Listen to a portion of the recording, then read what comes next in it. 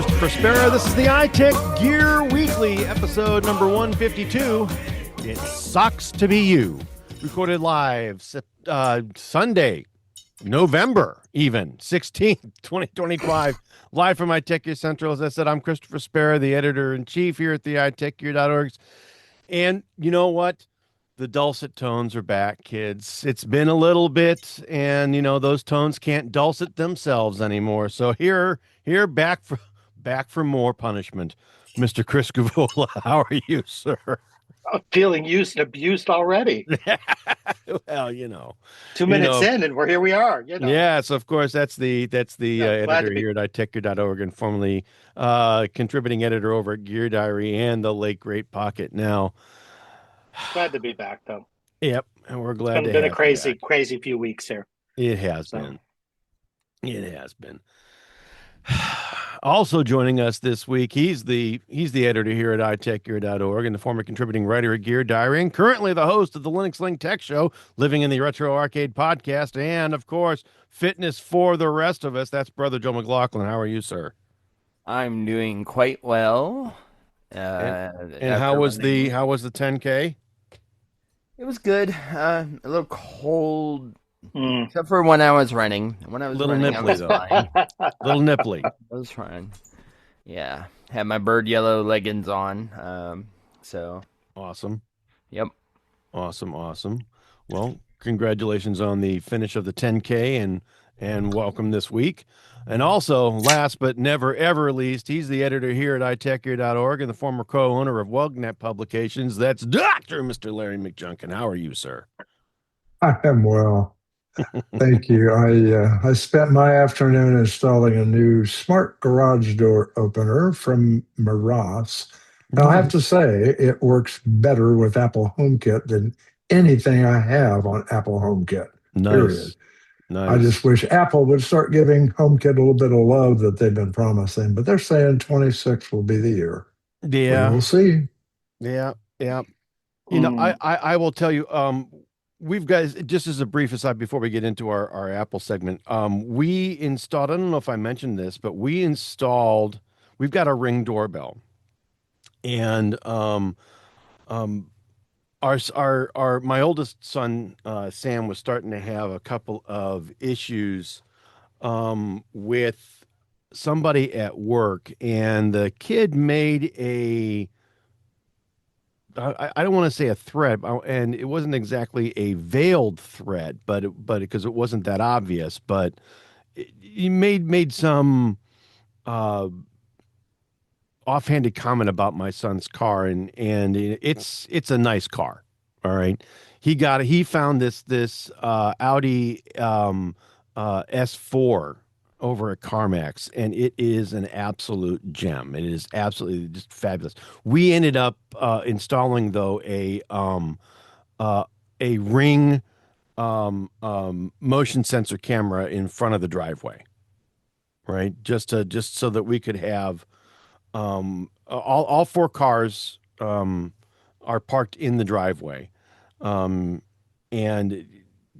we've had a couple of incidences here in the past, and with this one threat here, we thought it might be advantageous and worthwhile. And I'll tell you, I like having the extra camera. Yeah. I really, really do. Yeah, I have 3. I wouldn't be without them.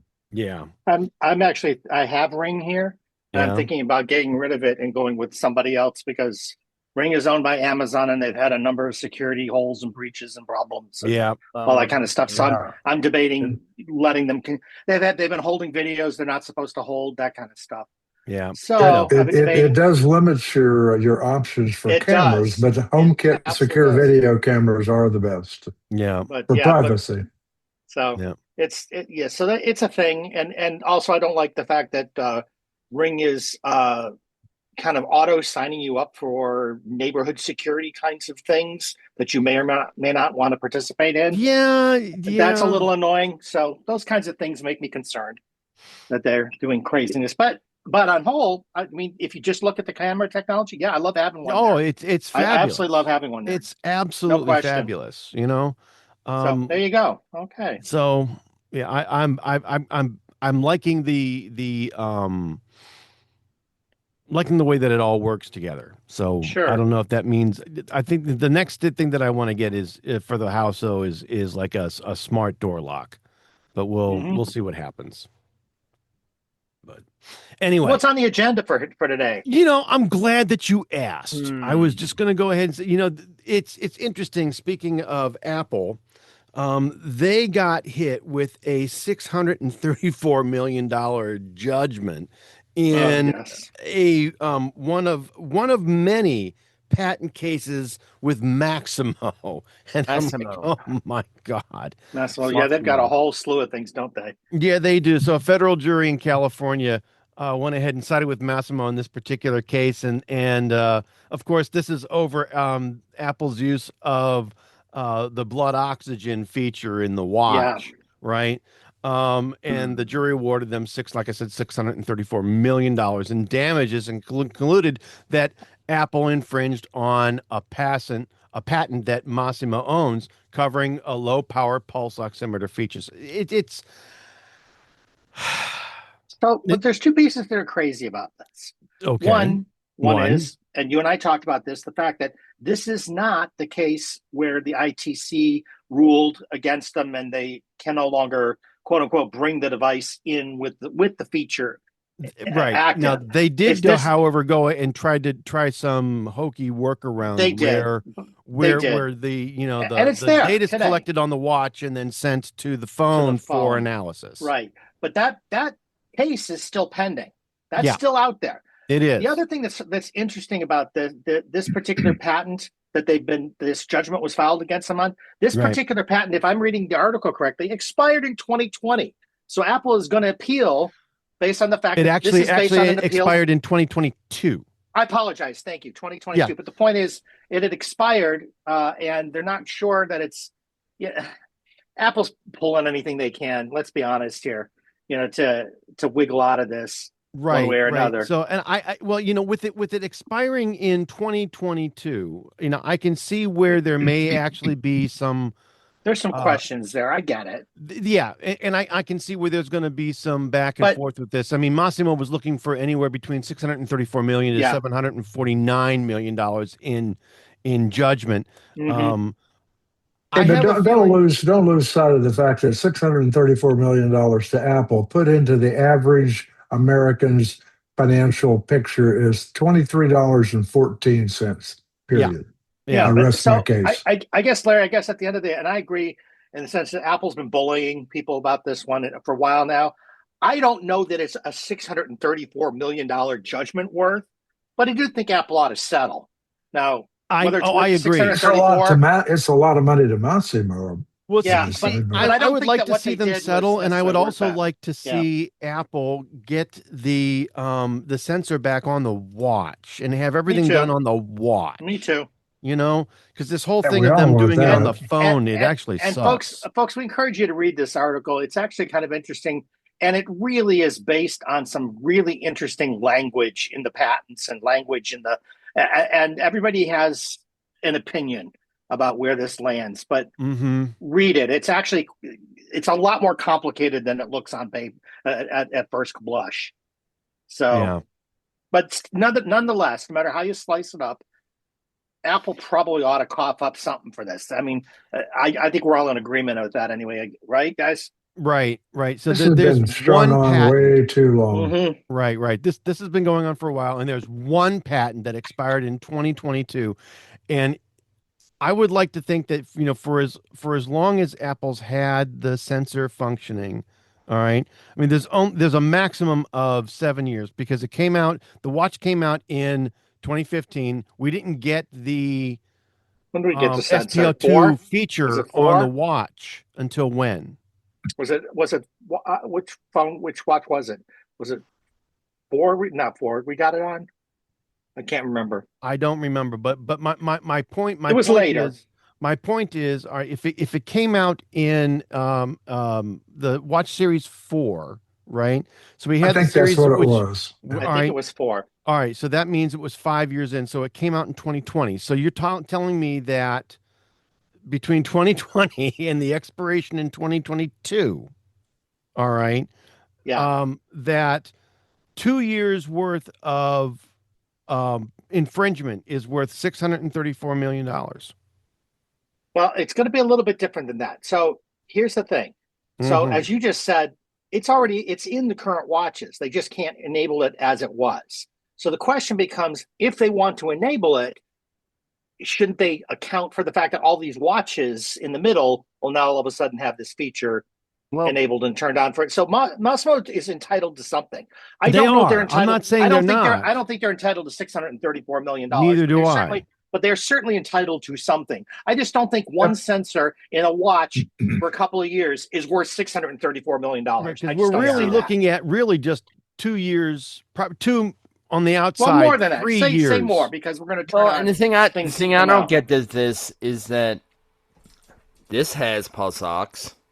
I've had other devices that have pulse ox. What's different about what Apple's doing versus what everyone else is doing? It may be nothing. The issue though is did Google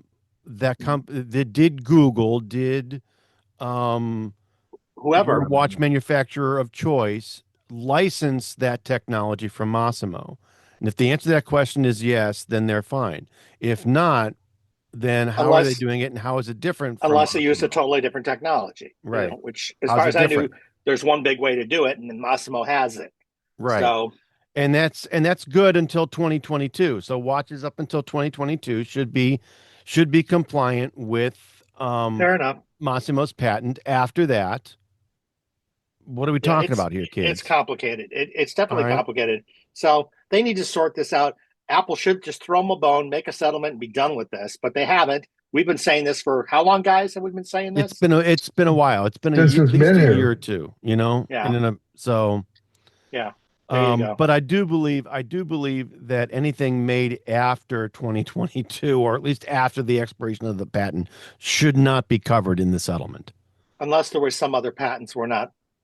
No. According to the source we're citing here is 9to5Mac, and they are saying, I got you. Quote, the single patent in this case is expired in 2022. And in this one, but that's not the thing they used for the ITC. I understand. So that one's a different one, right? Yeah, but I'd like to see them settle the whole thing. I'm not talking about the ITC case. I'm talking about no. I understand that, but settling this does no good if you don't settle the ITC case. Oh, They need to settle the whole thing is what I'm getting at. That's why they ought to just throw Massimo a bone and be done with it. They can certainly afford it. Okay, go ahead. What do you say? We'll pay you the $634 million, or we'll pay you something. And it's all one for all, right? What if we give you this much and throw some out there? Will you go away, or what will it take you to go away, kind of thing. Right. That's what they ought to do. Just settle it and be done with it, because this is ridiculous. It is. You know what else is ridiculous? Oh, many things. What do you got? Oh, that's coming later. Yeah, that's coming. That's coming true. later. That's a wheel spin. That's a wheel spin that's coming later. Apparently, Tesla is chiming in and saying, "Yeah, GM is wrong." So, Joel, what's going on here? So, Tesla is also now looking at implementing CarPlay in the Teslas, which I thought was interesting. Well, I thought what was interesting about it is they're not looking at implementing Android Auto. They're only looking at implementing CarPlay at the moment. Well, this is what they're saying. You can only use your iPhone to walk up and open a Tesla. You cannot do it with an Android. It depends on the mechanism that they're using here. I think you're the right. same mechanism that Apple is using in every other vehicle, then I don't see how CarPlay can be excluded. Or, I mean, Android Auto can be excluded, I should say. But you would think, but they have, but you still have to develop it, right? You still have to develop the APIs and make it connectable and all that. Maybe they didn't do that. Yeah, there must be something. There's got to be something that we're not seeing here, because it's the same thing with BMW. I walk up to the car, it opens and says, "Hi, Larry." It says right in the owner's manual, "No Android allowed." But it does take Android Auto just fine. It won't do the key thing, though. It's all about development, and who wants to spend money on doing the development? Right. It's just software. It's all software. It is. That's all it is. It is. But it's interesting, though, that Tesla doesn't think it's Jobsian. So Oh. Which is interesting because they've been saying we're not doing it for years. Now all of a sudden they changed And their now mind. all of a sudden they've changed their tune, which is why I thought this was interesting.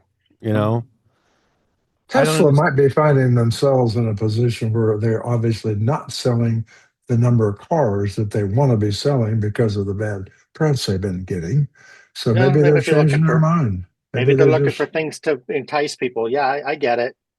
And people have said they wanted it. Their users have said they want it. So never say never. Yeah.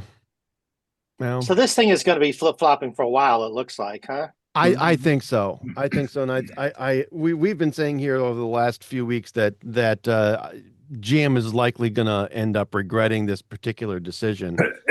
They're not a software development company, but it's interesting because they actually just swapped out their head of software development in the last few weeks. They've got a different guy running it now. The guy that was there left. So that was in a news story I read last week, I believe. Nice. But they're so far it's interesting because if you listen to them talk about it in PR blitzes that talked about it, they partly sort of double down on this and they're not going to do this and on and on and on. Mm-hmm. But then they also backtracked a little by saying, well, as far as our ICE vehicles are concerned, none of this happens really until 2027, 2028. It doesn't really happen before that. It's like, okay, why would you bother saying that if you aren't concerned about your owners, potential owners' responses? Clearly, you're concerned about it. You're aware of it. So maybe they're testing the water just to see how many people are going to grumble and how much of a their dealer networks have already complained. The owners have complained. I mean, it's not a thing. I'm lucky. My 2025 has both CarPlay and Android Auto. So yep, mine does too. It's still a Google-based system it's on, but it's Google Automotive as opposed to Android Auto. It's not the same thing, right? So that's the underlying underpinnings, but it's still got CarPlay and Google Android Auto on top of it if I want. So you don't lose that stuff. So I have a feeling that there's more to be seen here. We're not done with this yet. We're going to keep hearing about this for the next year or two. Tesla or GM or anybody. Yeah, exactly. Everybody's got to have their deals. And plus, all these people are talking in the back, to each other. You don't know what conversations are going on. Yep. That's true. That's true. A year from now, we could be looking at a totally different situation. Who knows? And I would not be surprised if that were the case. Yeah. It's going to be interesting. If things change, it'll be driven by sales falling. I totally agree. I totally agree it will be. Yeah. But right now, GM's sales are not hurting, but they haven't gotten rid of the feature yet either, except in the EVs, and the EVs weren't selling the way they wanted them to anyway, and they're reverting some of those EV lines back over to gas, but they're reverting them back to gas lines, gasoline-based engines in some cases. They're reverting some of the plants even now. Yep. So there you go. Yeah, I saw that in the news a week or so ago, and I thought, well, that's interesting. So the point is, we're not going to see this. Yeah, we're not going to see this. Probably hit Detroit, and Detroit was saying finally, So well, they've been saying for a while now that this isn't going the way they want it to go. The only problem is this now. The people that switched, I don't mean the end users that switched. The workers that shifted and were working at these plants. Now have no jobs again because, they were concerned. So they made the jump, and now the jump has proven to be the wrong jump. They got all this extra training and all this extra education, and now they got no place to. They were looking for job security, and now they don't have job security again. Right. So it's always a challenge. This business is always a challenge for folks. Yeah, you got to keep up with whatever's going on there. You ain't kidding. You know how it is here in the Detroit area. I do. So okay, well, that's some fun. That was, and you know what else is apparently fun? If you are a U.S. citizen and if you are looking to completely, and you are in one of those 9 to 16 or so states that currently support digital IDs, you can also get your passport in your iPhone digital wallet. Now, Larry, you've got something to say about this. What's going on here? Larry, please spread out. Get out the soapbox, Larry. Get it out. No soapbox at all here. I think our iPhones have become a repository for almost everything digital, and I'm fine with that. I love using it for my car keys, my credit cards, my rewards cards, my tickets to see Little Big Town next month. All this crap is stored in my Apple Wallet. I'm fine with that. I don't know yet if I will put my passport in there, because there's a lot more information in that than there is in my credit card. One's just your money and one's your entire life. But who knows, if it proves to be worthy, maybe I'll do that. But I don't think I'll have to worry about it, because Tennessee will be the last place on the planet that will actually go ahead and actually put the driver's license there. Yeah, passports are national, so you can put your passport in there now. Okay, I can do that. Even you can do that now. Yeah, Illinois is still going ahead and trying to figure out how they are going to implement digital ID. Tennessee said it'll be a while. That's what they said. We don't have it in mind either, but I haven't put the passport in, because my thinking is you can use the passport at some airports and whatnot here in the States, but nobody else supports it yet. That's right. It's for domestic travel only right now. Yeah, because Apple Wallet support is actually kind of limited when you get outside the country anyway. So I'm not quite sure that anybody's going to carry it. So if you use your passport to fly domestically, that's fine. But if you're using your Star ID or whatever, you may not even care about this feature. See, the thing is that the article says that not everyone is happy about it, and that's actually for me has been not ever. I am not going to ever put my driver's license or passport in a digital wallet of any sort, Apple's or anybody else's, just in case you lose the phone. It's a bad idea.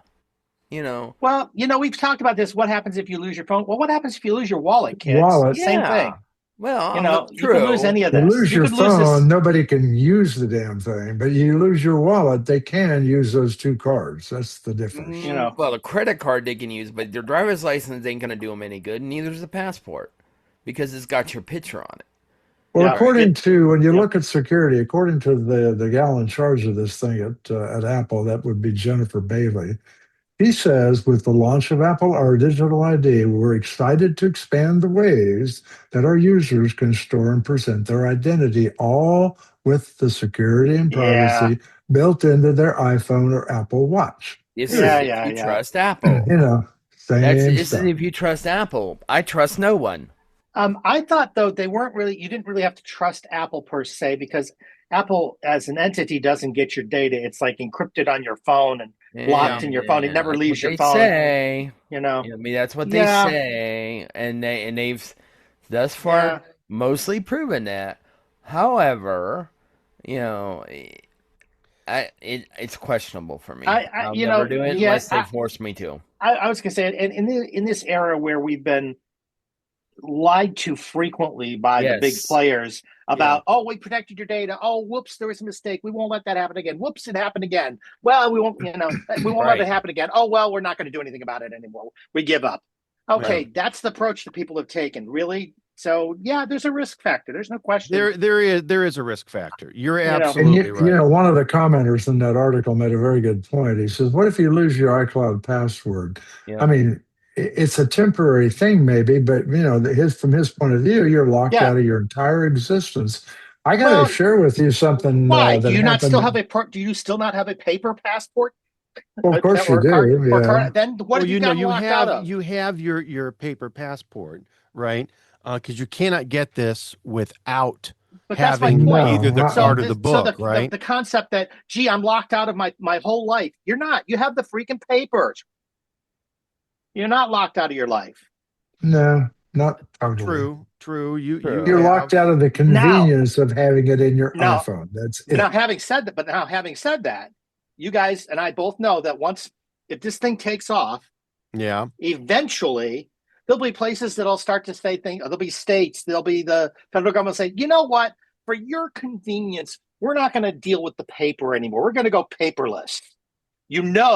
sooner or later that comes after all this. Yeah. Right. Yeah. And then you've got a bigger problem. Then you've got a bigger problem. And at that point, I'm done. you get locked You know out of your what? life. If they can sell a phone sock, they can sell this. I'll tell you that. Oh man, don't even start with me. You know, and all I'm going to say is this. Well, we're going to jump to that one right now since you mentioned it. Why don't we talk about that now? Oh, I wasn't trying to get out of line there. You know, I mean, it all I have to say is that it sucks to be you. You know, I mean, this one is just really. This is just really absolutely just absurd, nuts. I have never seen. The next I'm waiting for Apple to sell the googly eyes that go on top of the iPhone. No. So remind the people what has happened here. What do we have now? Well, Joel, what do we have now? So, in a partnership with Issei Miyake and Apple, easy for you to say. That's right, some Japanese dude. An Apple iPhone Pocket features a single or 3D knitted construction designed to fit any iPhone. So basically, it's the iPhone version of the iPod sock. It's the iSock, yeah. Yes. So, I guess it's supposedly already sold out. Isimiaki, yeah. Isimiaki. And you guys laughed at me when I bought a cloth that actually does something for $30, but this sock is $150. Yes, and you know what? And a long strap version is $229. And that cloth that you bought, Larry, didn't sell out on the first day it was released. No, this dang thing sold out. Yep, damn thing's still for sale too. Yeah, this is officially called the iPhone Pocket. All right, it launched on the 14th, so 2 days ago, as of this recording. All right, in 8 countries. All right. It's also available from apple.com in France, Greater China, Italy, Japan, Singapore, South Korea, the UK, and the US. All right. Just in time for holiday gift giving. All right. And it's sold out. It's a hit. What the crap?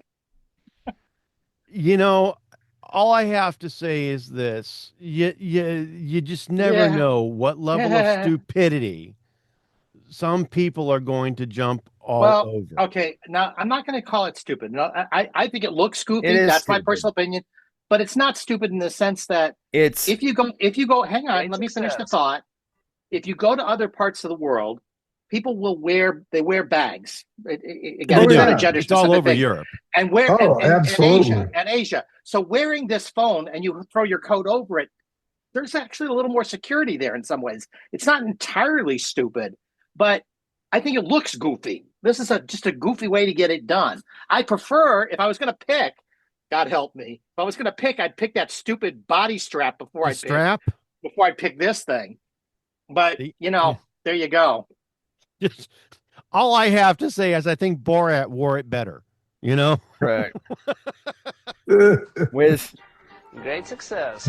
Oh yes, with great success. Yes. I don't understand this one though. I just don't get this. It's not here. It's not us. I think I think this is a cultural thing. I really do. It may be. Or maybe it's a generational thing. Maybe the kids like it. I don't know, but it sure ain't me. It ain't you. I know that. You know, the only thing that I gotta say is that I just hope that your iPhone doesn't get scratched from all the pennies and nickels and dimes on the bottom of that damn sock. Oh, but you don't have any pennies anymore, so don't worry about that. Oh well, that's right. Yeah, they're gone. There's still gazillions in circulation, my friend. Right. There's actually a store offering 2 for 1. If you give them a penny, they'll give you 2 cents worth of coupon back. So there you go. It's a thing right now. So anyway, the point is, this is a goofy product to us. Maybe it's a generational thing. If you like it, we're glad you're happy with it. Exactly. Thank you. That's exactly my thought. Some say that it's more secure. I don't see how, because I mean, the first thing I see happening is an iPhone hopping out of the pocket. But that's it looked just pretty me. deep, though. I don't know. It's supposedly it's pretty tight in there, Joel. It's like it grips it. It's pretty tight, but they're also saying that you can wear it as a crossbody bag. You can tie it to your purse, carry it as a handheld. Right. And my thought was, if you wear it as a crossbody bag, but you have your jacket or whatever over it instead of under it, it's not exposed. It is more secure for you that way. That would be a good use for it. Better than sticking it out of your back pocket. You know what I mean? That kind of thing. Okay, well, what's wrong with the jacket pocket? Yeah. A breast pocket you know what? on the inside of the jacket. You bend over and it falls out. I got to be honest with you. I got a really nice, North Face, jacket, puffer jacket. It doesn't have an inside pocket. It has 0 inside pockets. So not everybody has it. In the case of my race.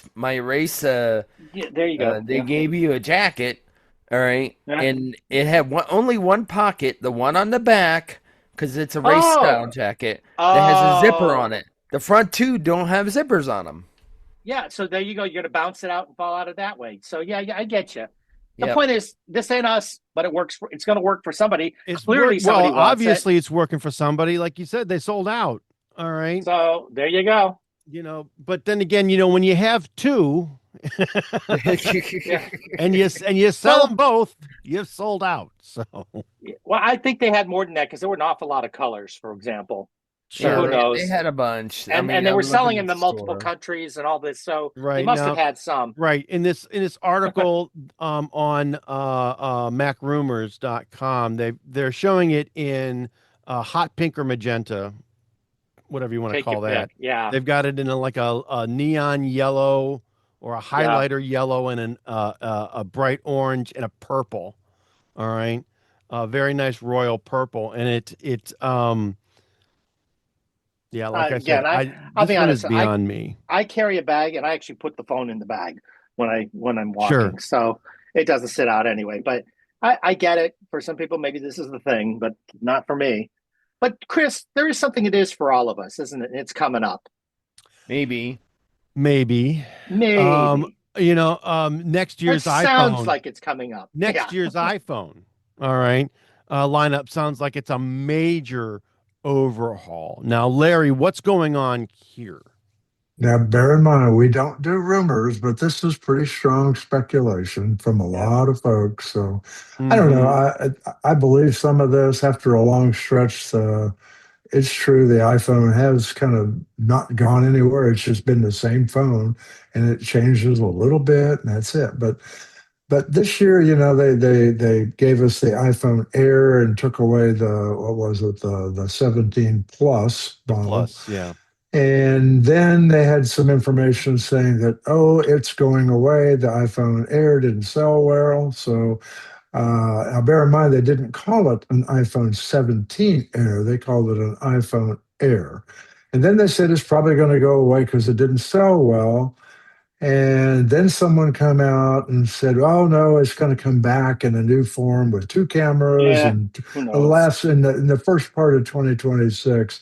But I think the part that I actually would believe more than any of this might be what Gurman had to say here today. And that's a very good point. If Gurman, he's it used to be when E.F. Hutton talks, people really listen, right? But now when Gurman speaks, all right, there's something to it. Sometimes. Yeah, he says that the main reason for the delay was to give Apple time to add instead of doing that, he suggests that the primary focus will be the switch to a new 2-nanometer processor rather than a bunch of structural upgrades like a camera, blah, blah, blah. And that makes sense. Apple has got to break that barrier, and the chip will bring notable improvements to the Air battery life, and supply chain reports have largely corroborated this. So I would say we're going to get an Air 2, but I think it won't be until probably first part of 2026. But I kind of think that was always going to be the case because, like you said, that's what he's saying. Yeah, they didn't call it the 17 Air, and they were saying that the day that came out. She had said there's a reason it's probably not called the 17 Air because it's probably not going to be an annual thing. So okay. Fair enough. Yeah, I mean, and who knows is where does this fall in line with the Fold? I mean, we kind of all thought that this was the predecessor to how they would make the fold. And it might still be, and maybe the fold won't come out next year, but I bet it will. Yeah. I bet it will. Yeah, I'm with you on that. I think I think that's the gist of it. It might be both. You never know. But here's an interesting question. Okay. All right. There's I don't want to say a rumor out, but there's a report out that Tim Cook could step down as CEO as early as next year. Will Tim be around for the fold? I think you know what? I think he will. I think that's when he'll fold out, is right at the fold. I was going to say, Larry, either it's going to be when the fold hits or it's going to be the 20th anniversary. One of those two things is going to be his trigger. That's my thought. Yeah, I mean, according to lots of sources now, that they're all saying that the board executives out there at Cupertino have intensified their movement to replace him. I think they realize that he can't do it forever. He's done a great job. Nobody can fault him. I mean, with his background, it's exactly what Apple needed to make that $3 trillion mark. But his call to arms was really continuity from Jobs, right? Because Jobs passed away in 2011. It was two things. It was continuity. It was also streamlining and cleaning up the cost structures. Well, he did that as he really did that as COO. All right. Yeah, he started that as COO, but he really implemented a lot more things as but he didn't have the power to do it all. Right. And like you're saying, Chris, now he's got the power, and he can build more with less money better than anybody I know. I mean, we talk about how expensive the Apple products are, but if you actually look at them over time, they have not crept up the way that some other products have jumped up. Look at Samsung's lines, how much their numbers jumped and jumped and jumped. Apple crept theirs up in a lot of ways. If they had gone up every year the way some of these others have gone up, they'd be well over the 2K mark on some of their phones now, already. Sure. So they didn't do that. So and he brought us Apple Silicon. I mean, and he got us to Apple Silicon, which I actually believe Jobs would have actually been head over heels with. I think so too. Yeah. So not sure he could have got us there, but he would have been thrilled with it. Anyway. Absolutely. I think so. I agree. I agree on both counts. It's interesting to see what Tim is going to do with. But I'm with you, Larry. I do think he's going to retire sometime in the next few years here. But whether it's going to be after the fold or after the 20th anniversary, that's what I'm still kind of, not sure about. But it's going to be one of them. As the article that we're citing here states, his biggest challenge is going to be what he leaves to his successor in way of dependency on countries like China and others. Yeah, right. He started those moves, but is he moving them fast enough, hard enough? I don't know. Well, when Jobs passed away, the 9 to 5 Mac article here is citing one top comment, and it reads, after Steve Jobs passed away, there was enormous skepticism about whether Tim Cook or anyone for that matter could take over the reins. But Tim Cook proved the critics wrong. Under his leadership, the former underdog morphed into a juggernaut, expanding its loyal customer base. Among the biggest achievements, I would highlight Apple Silicon, which we just went ahead and said, I agree with that. The biggest challenge he will leave to his successor is Apple's deep dependency on China, Larry, like you said, and on AI. The jury is still out, but judging by the sliding share prices of supposed AI leaders like Oracle this week, Tim Cook's cautious approach may not have been such a bad idea after all. And we've heard conversation about that look, all these AI companies are spending huge amounts of money to make AI happen. Apple just made a deal with Google. It's a lot less expensive than what these guys are spending. Maybe that's not such a bad thing.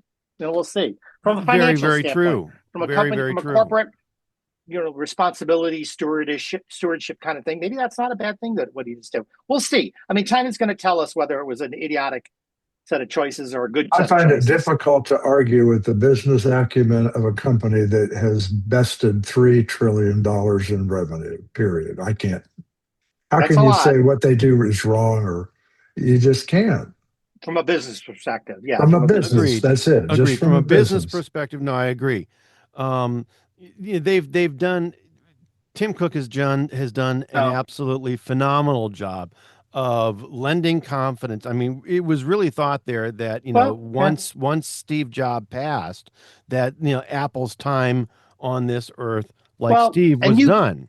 We could argue that Apple is not the creative juggernaut that it used to be, but it's a better business than it was. It's more solid business. But back then there was more to create too. Well, but true. But you could argue there's some more things to create. We just haven't figured out what those are yet. That we could argue that. Yeah. But what I'm getting at is that what Tim brought to the table that Steve didn't have. Steve had the creativity, or at least the appreciation and understanding of what was creative. He didn't necessarily always come up with the ideas, but he understood which ones to promote and which ones not to promote. What Tim understands is how to execute.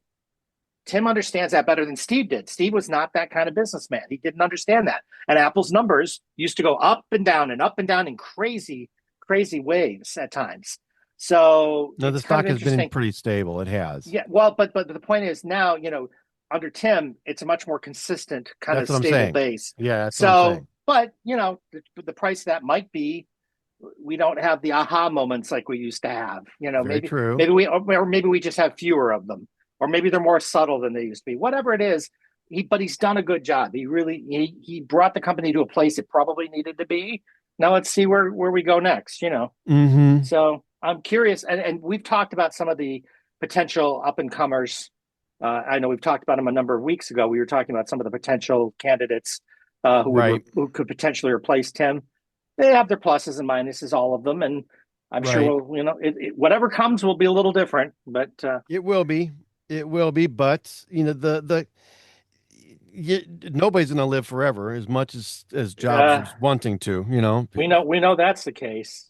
Oh yeah. There's a Highlander. There's a song from Queen in there somewhere. Yeah. But yeah, I'll leave that there. So here we go. So Tim is okay. Yeah. Well, he's got to spend more time with his nephew and his money. So what else can you say about Apple today? Not too much. Yeah. That is the end of the Apple segment. Okay. So we're gonna, what we're gonna do? We're gonna move to our mobile Linux.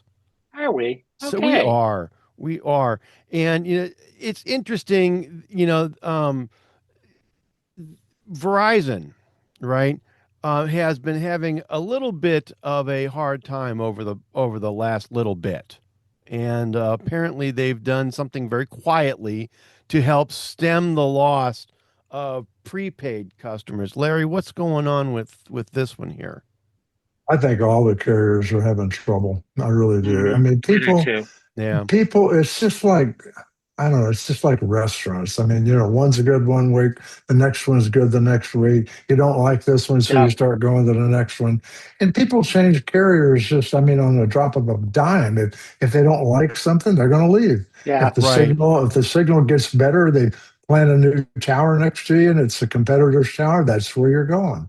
And I get that. I would do the same thing. I mean, I'm in a place where I don't get any of the big three towers where I am. So I'm kind of screwed royally. But if one of them were to plant a new tower, that's exactly who I would switch to. But I don't know, Verizon, I gave them 21 years of my life and money.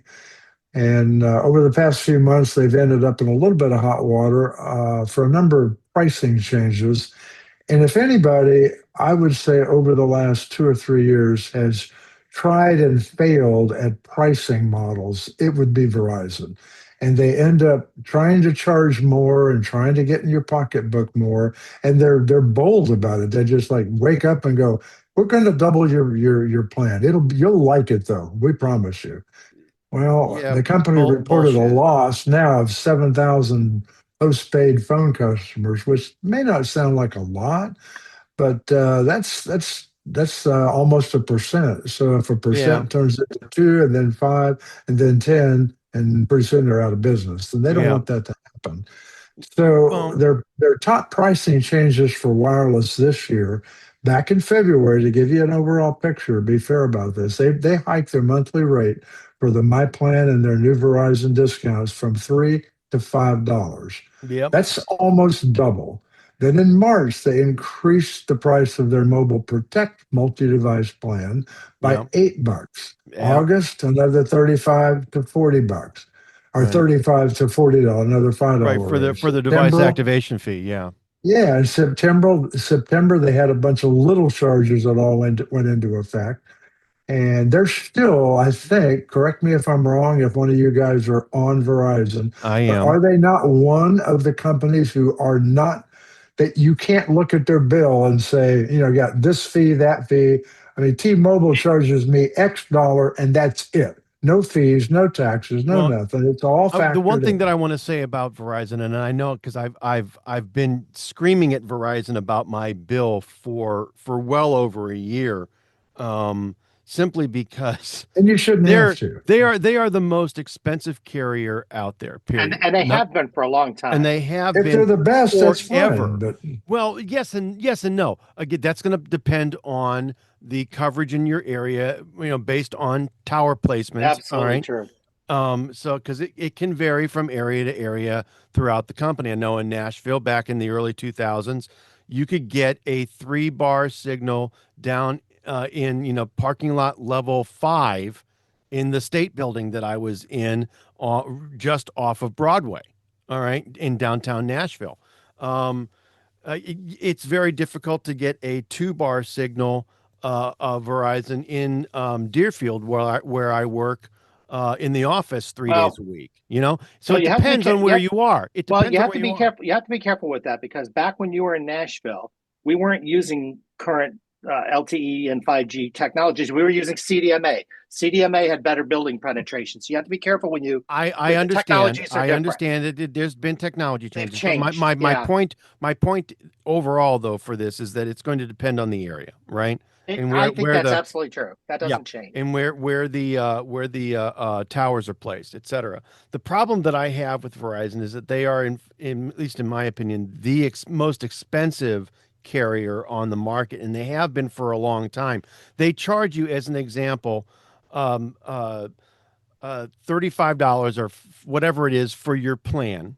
All right. And then they charge you for usage of that plan. All right. Yeah. Whether it's text messages or calls or however it is. All right. There's the fee. There's the fee to actually have the actual plan. And then there's the usage fee, which between me, you, and the wall, why are you charging me $35 for the plan if you're not going to give me unlimited calls and unlimited text at this point? I mean, it doesn't make there's always a usage fee that goes along with this. Then there's the government fee, there's taxes and all this, there's a communications fee. There's a whole bunch of other crap that goes along with this. Plus all of the add-ons that you get now, whether it's Netflix or Hulu or whatever else that you're bundling in with all of this. And, by the time you're done, I mean, when I had 7 people on my plan at one point, and I was paying nearly $700 a month. All right. And that's absolutely bananas. All right. Absolutely bananas. I've got 4 people now. And 4 of them went away. Or 3 of them went away. I've got 4 people now, and I'm paying 1 device a person, multiple devices. Yeah, I'm at like what, $350, which I still think is a lot for 4 people in today's market. It should be somewhere near about between 250 and 300 is where that should be. It shouldn't be any more than that. But that's just me.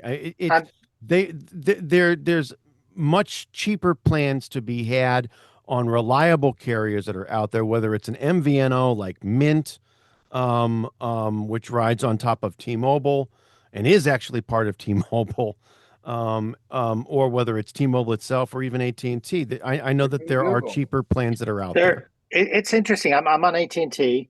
I've got 4 people, multiple devices per person. Yeah. So I'm probably, let's say 8 to 10 devices total, something in that ballpark. Mm-hmm.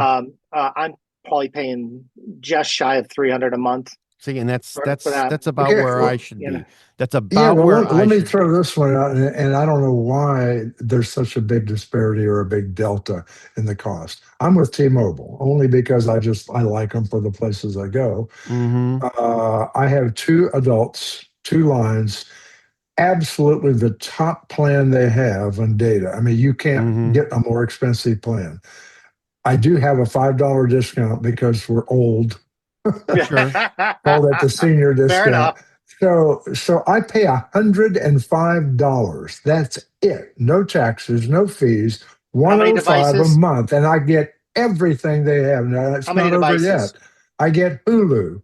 I get Apple TV Plus. Well, now it's not Plus, but Apple TV, whatever they're calling it today. Mm-hmm. And there's a couple other things that I get. I don't even know what they are. I don't use them.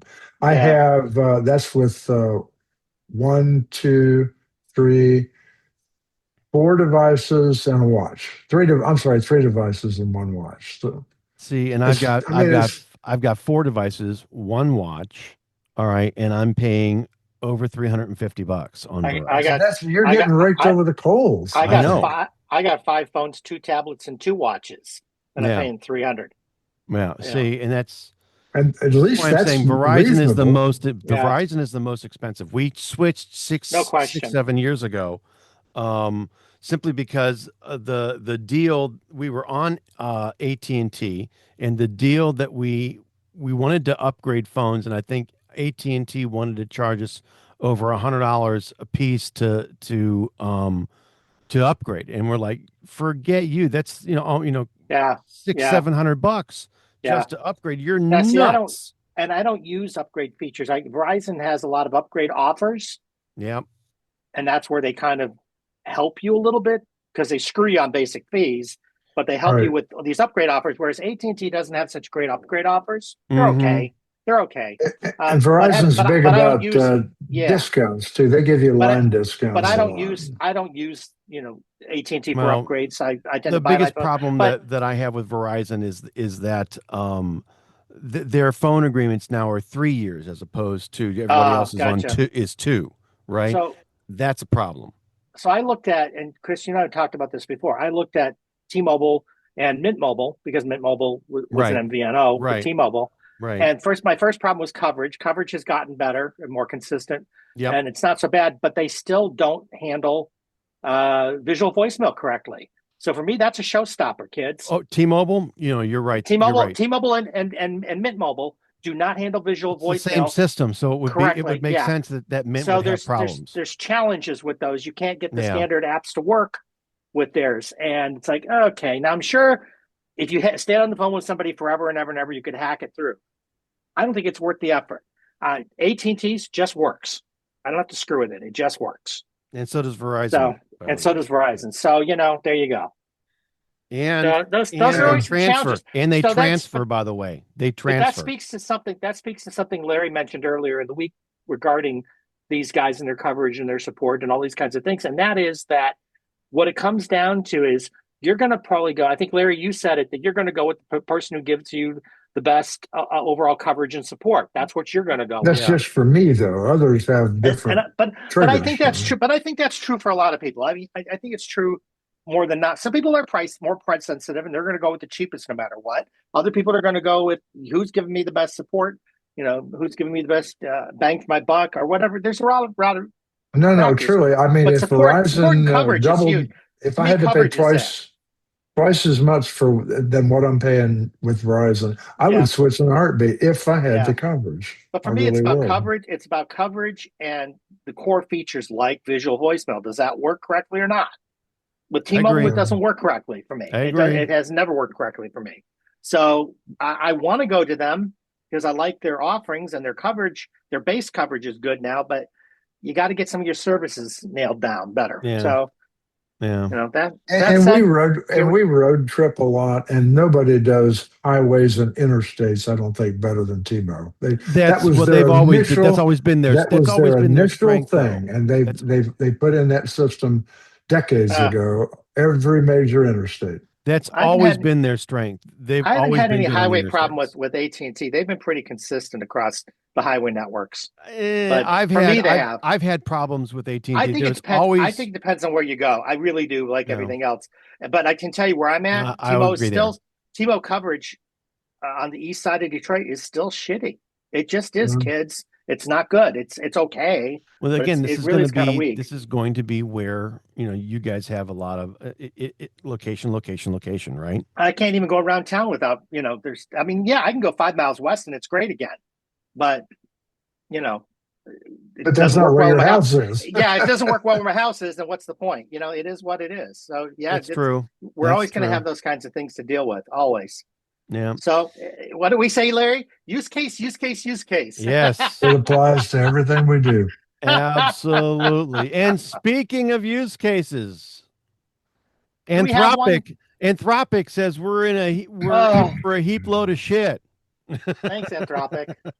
You know what? There's a lot of AI companies out there, but I'm going to tell you what, Anthropic has got a good rep. They really do. I mean, when it comes to understanding where we are in AI. This really goes along with something that the four of us talked about how many years ago when we first started talking about bumpers and stuff. Oh yeah. But now this was Anthropic is 2 years ago. About 2 years ago. If not a little longer.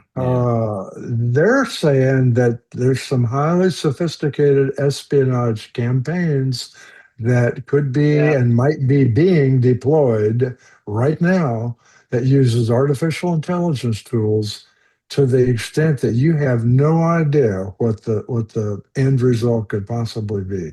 We're talking about targeting government agencies, big tech companies, and banks and chemical. I mean, what would the world do if we woke up one day and there was no government in DC? All of our bank systems were dead, and all of our hospitals were dead. What would we do? I mean, that could happen. It would anarchy, literally. I mean, you think we're in deep caca now? Well, it's interesting. There's a movie out right now called Life of Chuck, which was a Stephen King story. Yeah. I'm talking about Chuck. The whole beginning of that actually talks about they start to lose things, but they lose them over time. It's not an immediate failure. It starts to drop out, and people are like, "What are we doing? We can't do anything. We don't know what to do." Nobody knew what to do. Well, isn't that the way The Stand started too? Speaking of Stephen King, I mean everything kind of collapsed and very quickly. That was the COVID. That's the COVID story, right? Yeah, pretty much. The big bad flu, and then everything went to shit. Very quickly. Yeah. But it took people a while to figure out what was happening, and then they didn't know what to do about it. So the point is, I don't know what we would do if all this. But and Anthropic has had a really good history, a track record of understanding the larger momentum in the industry and what's going on and the things that can happen and would happen. Unfortunately, they don't do very well when answering those typical generative AI questions. They're the people who they own the Claude tool, if you will, the Claude Code tool. And they noticed back in September, and they instantly reported it, and they also conducted an investigation to look at the scope of how bad things were, but their systems were being looked at suspiciously. They just didn't know that they knew something was wrong, and I still don't think they know what was wrong to this day. But they're saying that something tricked Claude into committing a crime. Well, isn't that how Terminator? Did they say Judgment Day came about? There's something knocking on the door. Let's let the system go ahead and handle it. And it was the system that was knocking on the door.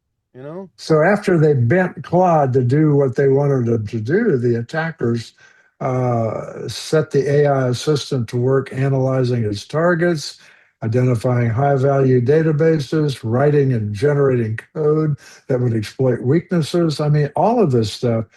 This is believable stuff, folks. I mean, it is. Absolutely, it is. There's no doubt in my mind. 5 years ago, we would have laughed at it and said it's another movie plot, but not today. No. Unfortunately, some of the movie plots are coming true. Right.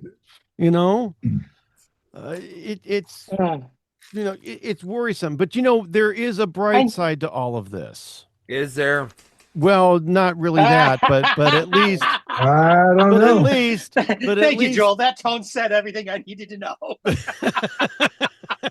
But at least YouTube and Disney have finally kissed and made up. After all of the wailing and gnashing of teeth, I think we've finally gotten some level of respite between the war between YouTube TV and Disney. Disney owns ESPN, ABC, FX, and on October 30th, which is about 2 weeks ago or so, all of those properties went dark on YouTube TV because the agreement between the two companies had expired.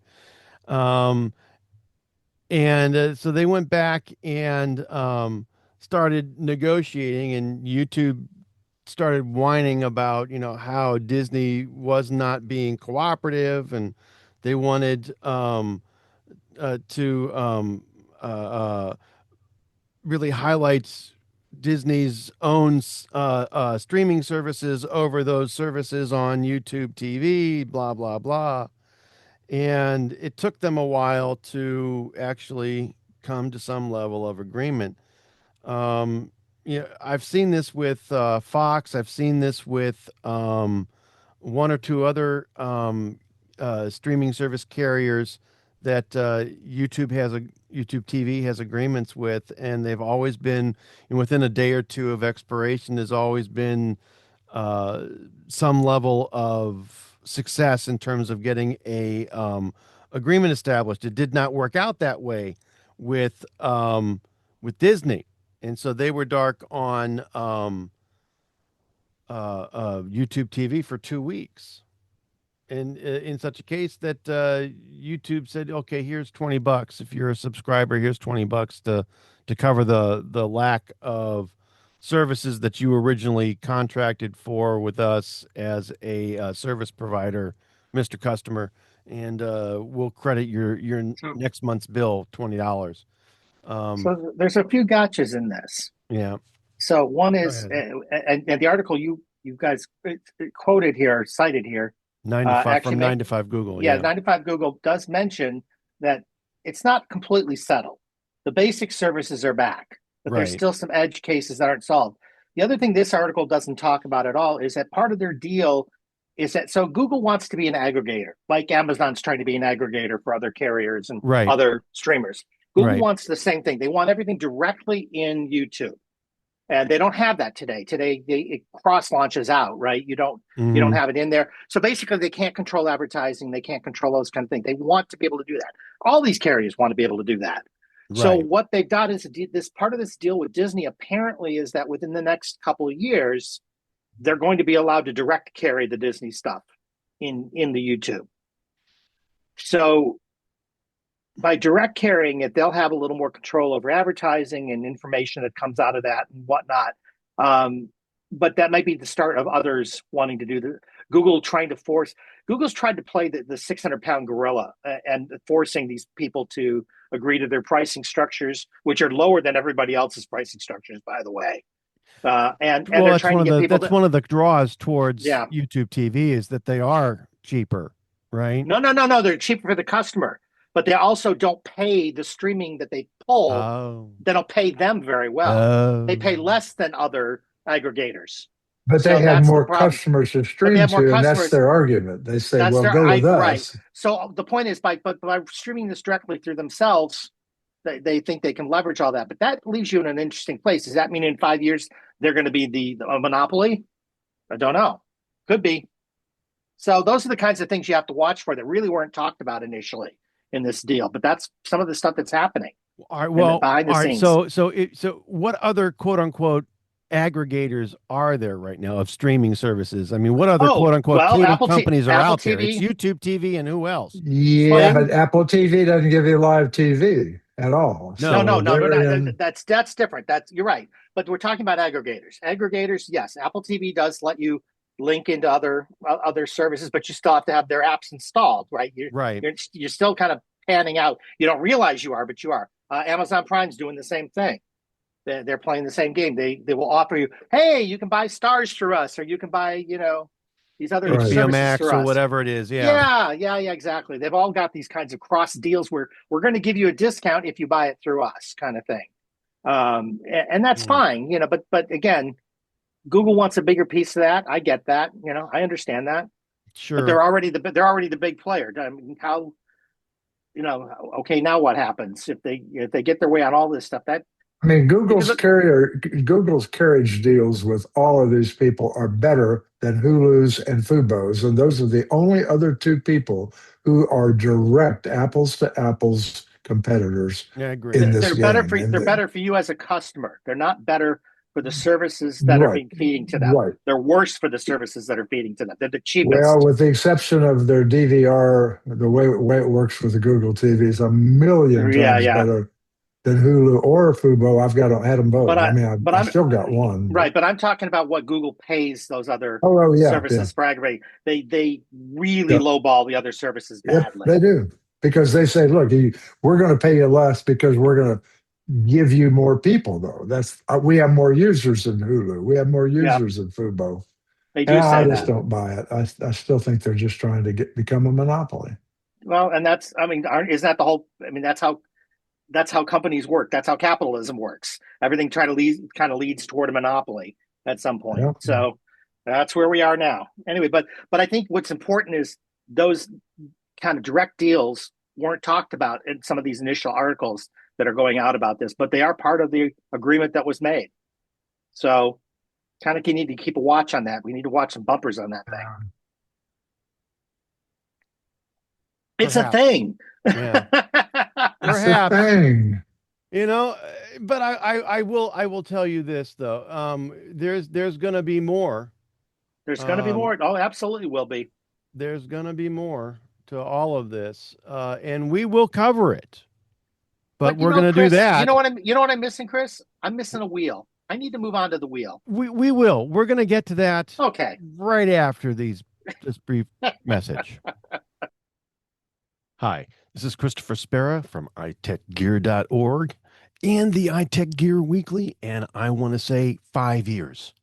We've been at this for 5 years, and boy, we could really use your help. I know that you've probably been listening maybe for a week or two now, and you've heard me say this more than once. If you feel like you're getting something out of this particular podcast, boy, we really would appreciate a donation of any size, of any type, of any kind, for as often or as just a one-off as you feel called. This is all done on my personal dime. I've never taken any kind of money for this, not because I didn't want to, but because we haven't reached enough people yet. However, we're doing our best to expand our audience. We've had folks like Paul Thurrott from Windows Weekly, Chris Perillo from Locker Gnome, from Vibe Coding fame, from his personal Twitch channel. If you're familiar with Chris, then you know he's a nut and is a great guy to have on the show. We've had Todd Ogasawara from the Mobile Views podcast, and a few other folks that I've got lined up just waiting to get on the show. We are doing our best to make this show one of the absolute best that you can find on the internet. And $1, $2, anything that you can spare for as long as you can spare it would be wonderful as far as we're concerned. I'm not going to belabor this, but hey, we would really appreciate your support. And if you feel called, you can go ahead and make a donation to Chris at iTechGear.org. As I said, this is all coming out of my own pocket. So anything that you can go ahead and send us would be greatly appreciated. On behalf of Brother Joe McLaughlin, Mr. Chris Gavula, and Dr. Mr. Larry McJunkin, and myself, I'd like to say thanks. And now let's get back on to the rest of the show. And welcome back to the iTechGear Weekly, episode number 152. It sucks to be you. And of course, this week we've got the Microsoft Mistake-a-thon coming back. We've got some wonderful things for you kids, and here they are. So let's go ahead and spin that big wheel.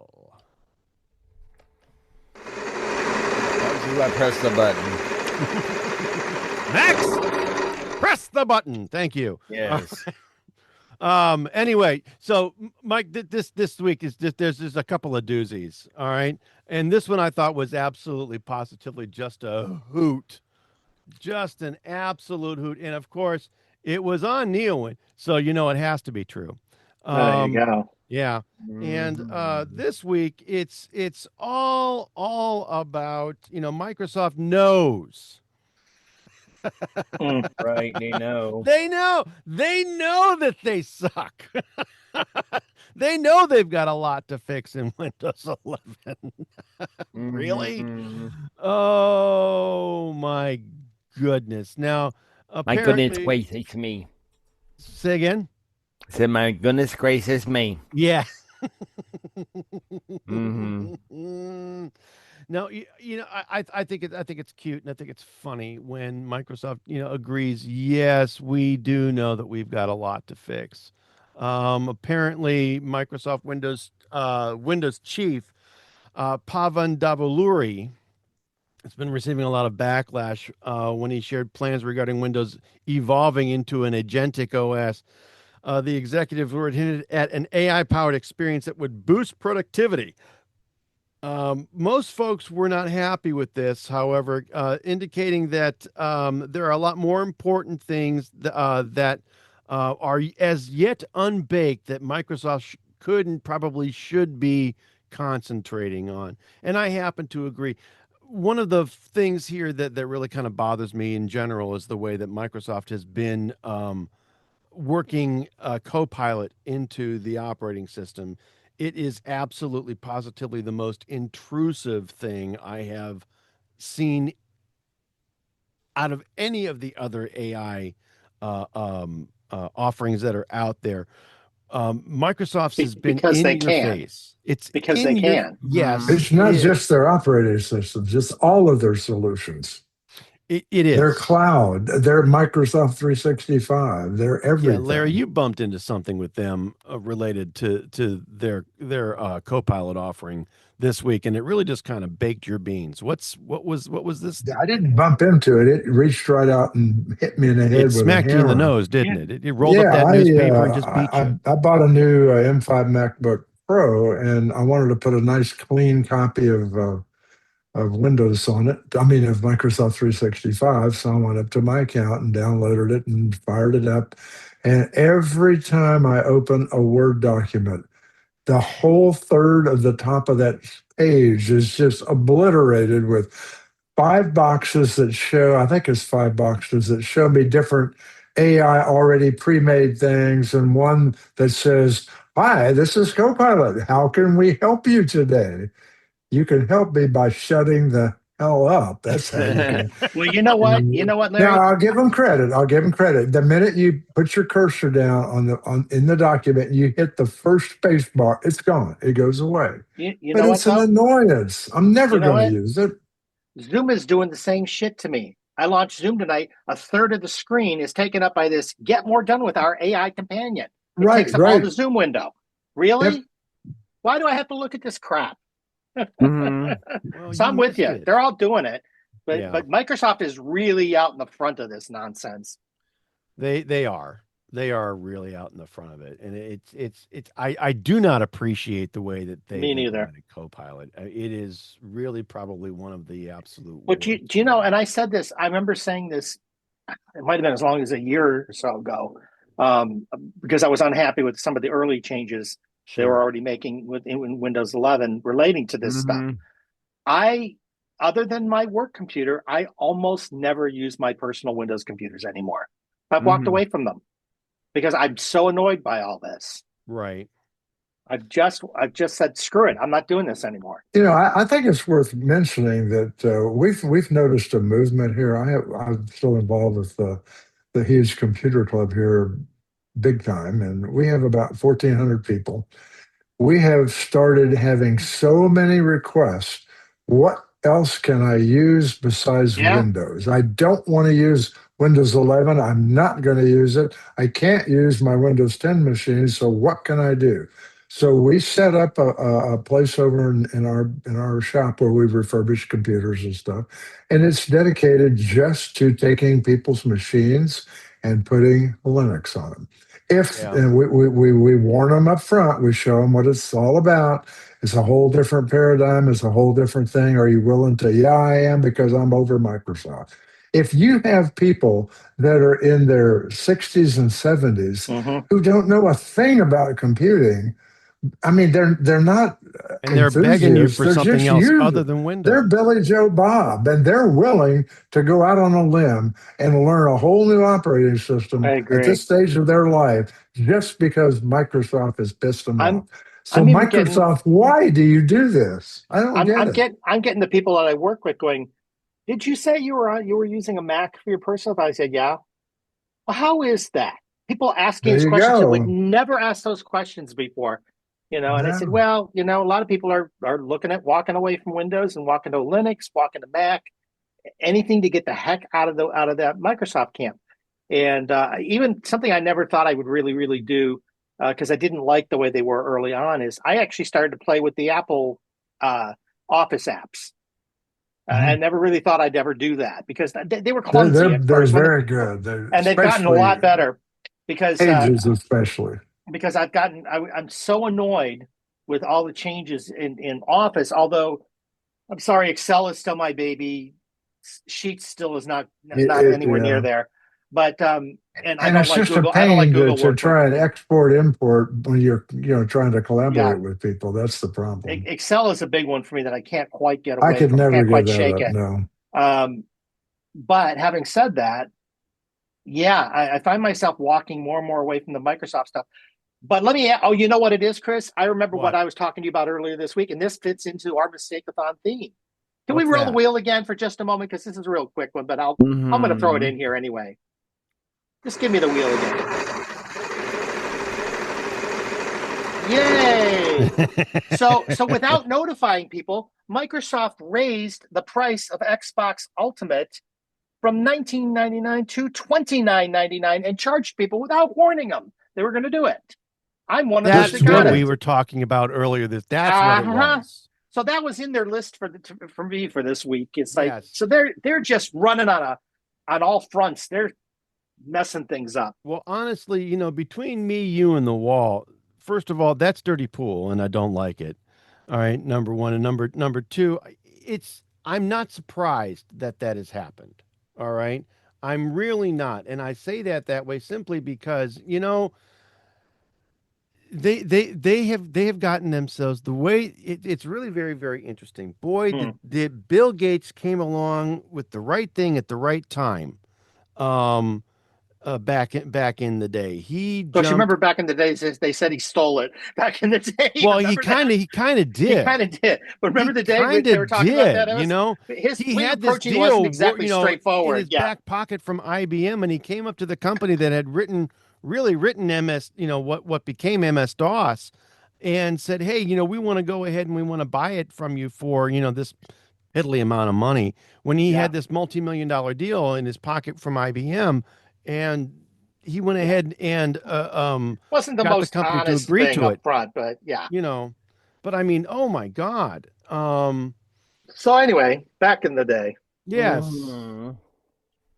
But oh my goodness, I mean, that's where they've gone is just this latest stuff is just garbage. I'm sorry, guys. It is. Everything they've been doing in the last couple of years is worse than the thing they did before. I'm just disappointed. Very disappointed. To what you said, Chris, about the Apple tools, I do about at least one, if not two, presentations a week, workshops or whatever. I have switched fully now to Keynote. it is a much better product than PowerPoint when it comes to. I never was a fan of PowerPoint. I can so do it I don't off my use, you don't either. phone. I can use my phone, sit there and just stand there and talk and look at my phone and click slides. I can't do that with PowerPoint. Okay. I don't think I can. Well, there are tools out there that will let you act as a clicker Probably, for PowerPoint, but that's a whole different animal. Yeah, but I get you. Very disappointed in Microsoft. So they're playing games on all fronts, it seems to me right now, and trying to wring money out of everywhere they can. I get it. And we are four people who cut our teeth with Microsoft. I mean, we've all been here we did since 3.0 or 3.1, and I remember installing even the 1.11 and the 2.11 that you got when you got Excel and Word. Yeah, they were bundled with it. That's how you got them. And I remember doing that, thinking, this is awkward, but they can clean this up. This is going to be great. And then, Windows 3 came around. And we went, oh, okay. This actually works now. Yeah. This actually kind of works. Yeah. Yeah. It was still clumsy compared to what Apple was doing at that time with those interfaces. That is true. It was still clumsy. But it was like, okay, but you're getting there, and you're getting there on a wider hardware footprint. So we'll cut you some slack. Right.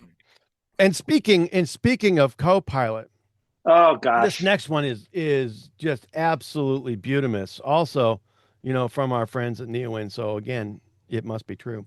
Microsoft says that its latest ad proves just how useless Copilot actually is. The actual ad indicates, okay, I want to make Copilot help me figure out a way to make text, easier to read on Windows. And Copilot told the person to use the actual scale function, all right, to actually change the scale of the way that text appeared in the operating system. But what that solution fails to indicate is that this particular solution changes the scale of all of the other elements in the entire operating system, including buttons and window sizes and et cetera, et cetera. Yeah, it makes the text bigger. Only. Yes, it makes the text bigger, but it also changes the size of everything else, and you can't see what's going on. And on a laptop screen, that's just absolutely, Apple's only added this to perfection in the last 6-7 months. Yeah. And if you want to change, by the way, if you do want to change the text size only, go to settings, and then accessibility and text size, and you will be able to change the size of text so that you can see it a little bit better. It'll be easier to read. And that's the proper solution, not the display scale setting, which changes everything. Everything. Oh boy! On the brighter side of things, Microsoft has rolled out a promised feature for the syncing of pass keys from one Edge instance to another Edge instance on the same account. This is going to be the same kind of feature that Chrome has been touting forever and a day.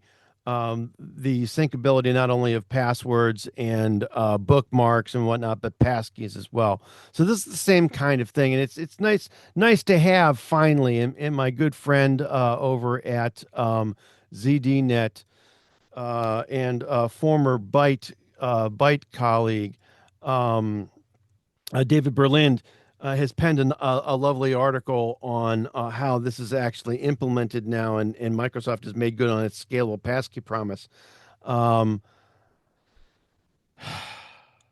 just see it as too little, too late. But well, I guess for me, it's like, and I understand, that they're all doing this and trying to get it to go between these browsers.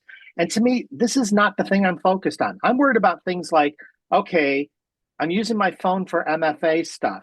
How do I move to another phone? How do I move all my MFA stuff? Oh, don't even get me freaking started. But the point is, I'm more worried about that rather than these passkeys. I'm more worried about that part of it because it doesn't work well today for anybody. No, it doesn't. It doesn't. I In want fact, those it actually solutions. sucks. I want those solutions. I don't give a crap about this passkeys. Yes, passkeys are important. I don't mean to imply they're not. But, anything you can do to protect yourself is a good thing. But man, agreed. And this is like something so that's tiny. important. But like I said, they're late to the game on this. Google has been doing this with Chrome forever. But it's so low in my list of priority problems to fix.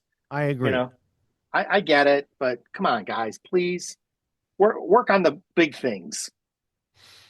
You're like getting like making sure that Windows doesn't suck as bad as it does.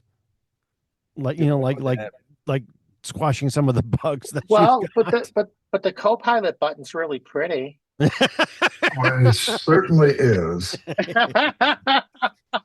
Sure, it's wafer thin. Yes, thank pretty. You. Mm-hmm. It sure is pretty. Oh, I'm telling you. Pretty. Yeah, no. It is. Got a pretty mouth. I'm sorry. It's not what I need. Yeah. Again, we're focused on the crap I don't need. We're not focusing on the crap I do need. And so until they do that, I'm not going to give them too much more of my money. No. In fact, I've got my son Sam is starting his junior year probably in the fall.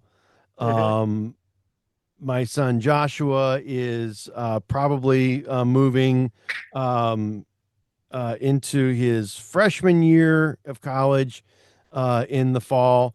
And to be very, very honest, I'm now thinking, I never thought that I would move away from Microsoft Office, but boy, let me tell you what,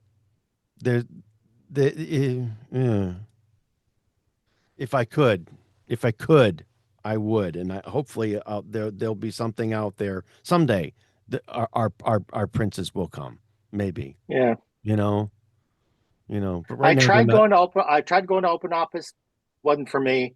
No, there are a lot of offices. LibreOffice, Open Office, Free Office. There's a number of different things that are. Free Office, I think, is probably one of the better ones that it's out there. Believe it or not, it's not as widely known, but I think it's a little bit better in terms of usage as well as Microsoft Office compatibility. And again, it's free. I believe it's written by a guy by the name, a former Pocket PC guy that we all know by the name of Martin Cortula. Okay. But it's probably one of the better ones that are out there. So you can take a look at that if you're interested. But you know what I'm going to do? What are you going to do? I'm going to move us to our tip of the week segment. Well, now why would you do that? Well, why would I do? Well, because we're done with the wheel. All right. That's enough. Okay. That's enough for this week. Well, I could use a good tip this week. So there you go.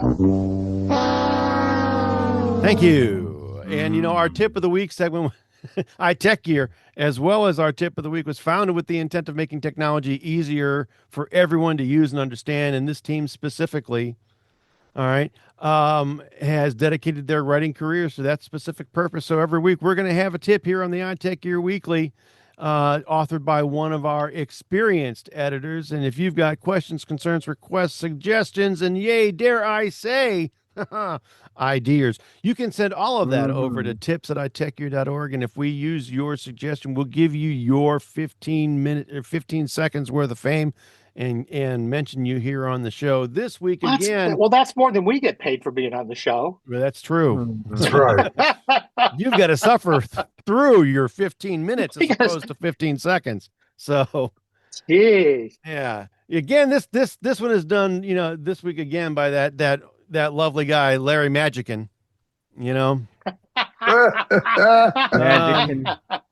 He's a great guy. He does a whole bunch of stuff with the Teleco Village Computer Users Club out there. Goodness. He's penned this wonderful tip of the week.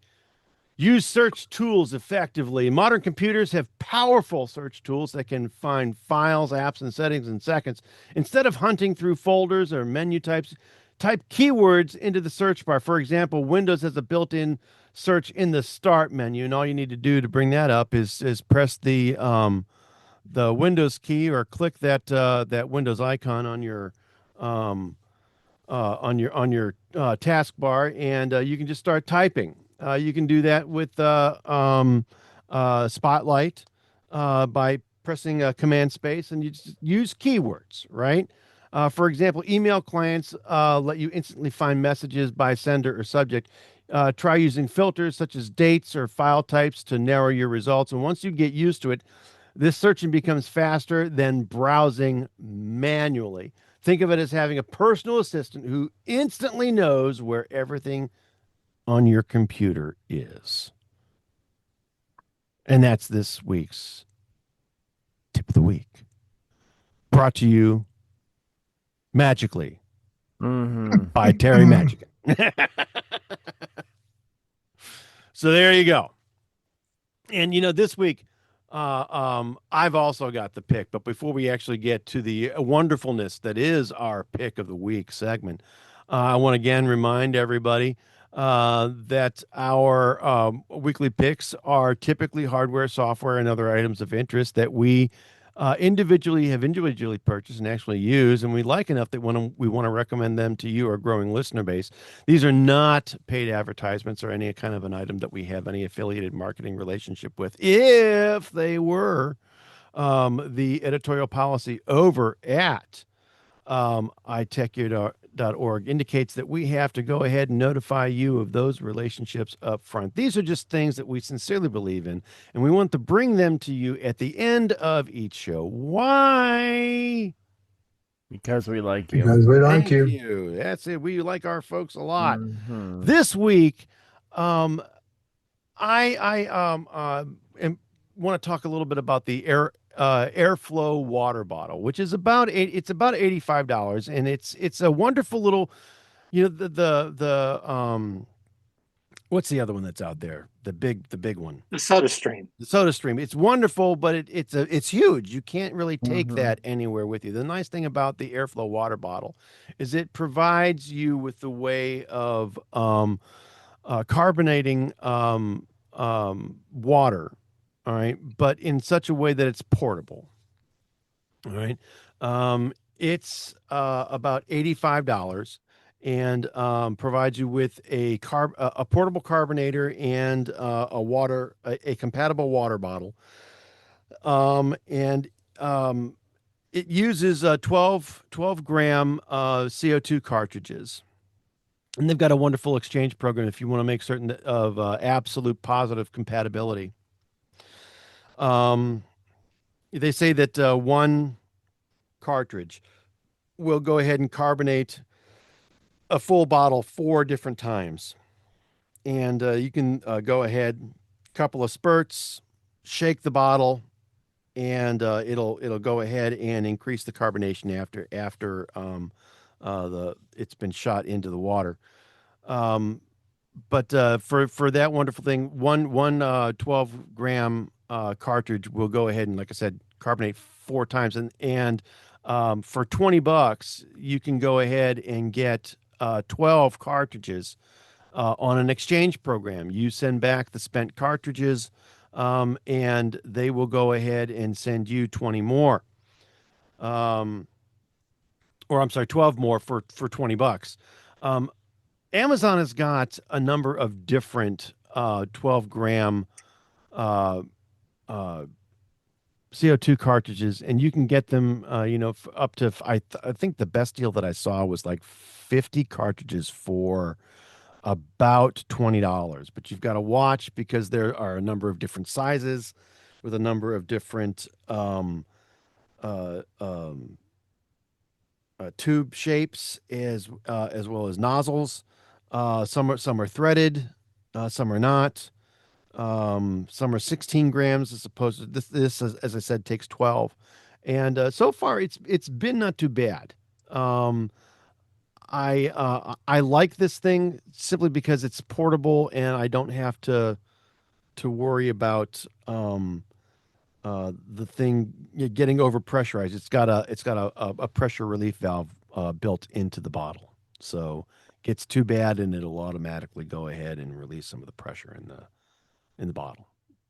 So the Airflow water bottle, $85, available at Airflow, AERFLO.co, or I believe also from Amazon.com. I think you can get it as well. But that's this week's pick of the week. And that, kids, believe it or not, is the show. This has been the iTechGear Weekly, episode number 152. Sucks to be you. Recorded live Sunday, November 16th, 2025, live from iTechGear Central. For Mr. Chris Gavula, Brother Joe McLaughlin, and Dr. Mr. Larry McJunkin, this is Christopher Spera saying, hey, we will see you next time.